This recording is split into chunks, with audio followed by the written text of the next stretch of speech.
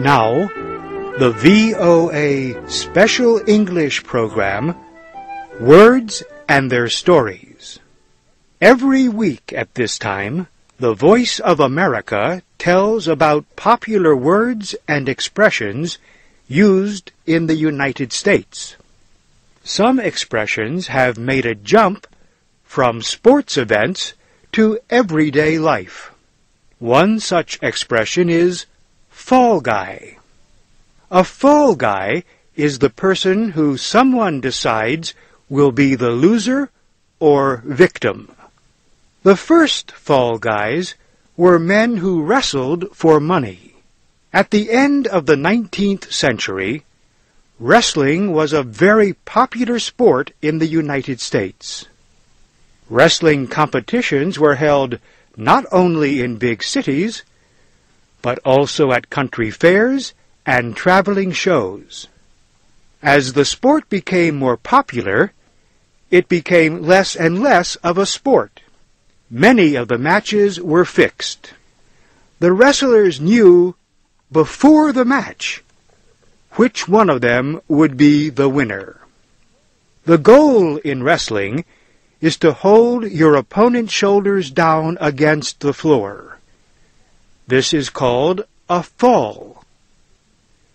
Sometimes, one of the wrestlers would be paid before the match to take the fall.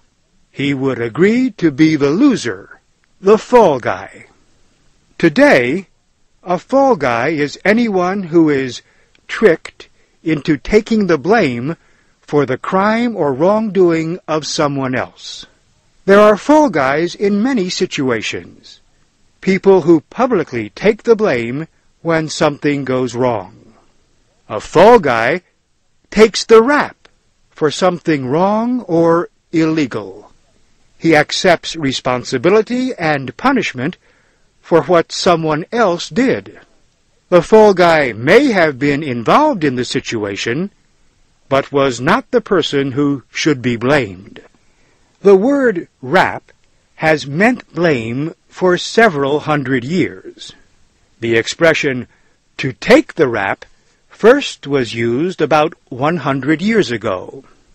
Another similar expression is bum rap.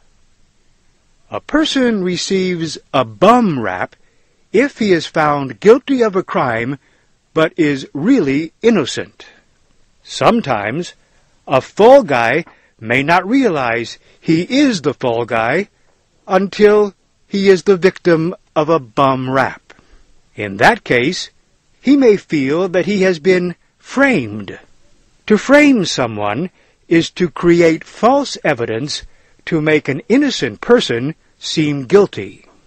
Some word experts say the expression to frame someone comes from the way wood must be fitted closely around a painting or photograph to frame it. In the same way, evidence must be designed perfectly if it is to frame an innocent person to make him or her seem guilty.